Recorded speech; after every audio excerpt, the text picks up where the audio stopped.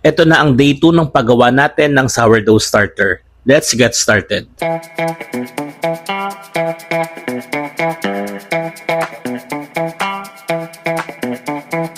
Just a quick recap lang sa ginawa natin on day 1, nagmix lang tayo ng 50 grams ng water at 50 grams ng flour at finerment sa room temperature for about 24 hours. After 24 hours at ito na ang day 2, wala ka pa talaga makita activity sa sourdough starter. There's a bit liquid on top at walang presence ng bubbles. And that is totally fine. So ang gagawin lang natin is mag-add tayo ng 50 grams ng water at 50 grams ng flour. Always remember na ang water temperature is depende sa room temperature. Kung mainit sa inyong lugar, pwede kayo gumamit ng 25 to 26 degrees Celsius na water temperature. At kung malamig naman sa inyong lugar, pwede kayo gumamit ng 30 to 32 degrees Celsius. Mix well until no presence of flour, especially yung bottom area na minsan nakakaligtaan natin. At by this time, naka-close na yung lid at i-ferment natin sa room temperature for about 24 hours. This sourdough starter recipe will take 7 series, so please follow for more.